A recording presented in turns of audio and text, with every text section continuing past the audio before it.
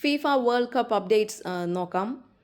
കഴിഞ്ഞ ദിവസം 2 മത്സരങ്ങളാണ് നടന്നത്. ഒന്ന് അർജൻറ്റീനയും ഈജിപ്തും തമ്മിലാണ് നടന്നത്. മറ്റൊരു മത്സരം നടന്നതെന്ന് പറയുന്നത് സ്വിറ്റ്സർലൻഡും കൊളംബിയയും തമ്മിലാണ്. സ്വിറ്റ്സർലൻഡും കൊളംബിയയും തമ്മിലുള്ള മത്സരത്തിൽ സ്വിറ്റ്സർലൻഡ് ജയിച്ചിരിക്കുന്നു.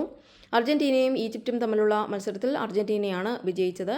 എന്നാൽ ഇപ്പോൾ ഈ അർജൻറ്റീനയും ഈജിപ്തും തമ്മിലുള്ള ഈ ഒരു മത്സരം വലിയൊരു വിവാദത്തിലേക്ക് വഴി തെളിച്ചിരിക്കുന്നു. ഒരുപാട് പേര് ഈജിപ്തിനെ സപ്പോർട്ട് ചെയ്ത് സംസാരിക്കുന്നുണ്ട്. ഈജിപ്തിൻ്റെ മാനേജറും കോച്ചും ഒക്കെ പറയുന്നത് ഈ മാച്ച് ഫിക്സ് ചെയ്ത മാച്ചാണെന്ന് പറയുന്നു. അതിലെ റഫറി അർജൻറ്റീനയ്ക്ക് അനുകൂലമായ നിലപാടുകളാണ് എടുത്തത് എന്ന് പറയുന്നു. ഇപ്പോൾ ഈവൻ ഫുട്ബോൾ ആരാധകരിൽ ഒരുപാട് പേര് ഈജിപ്തിനെ സപ്പോർട്ട് ചെയ്ത് മുൻപോട്ട് വന്നിട്ടുണ്ട്. എല്ലാ കമൻസിലും ഈജിപ്തിനെയാണ് അനുകൂലിച്ചിരിക്കുന്നത്.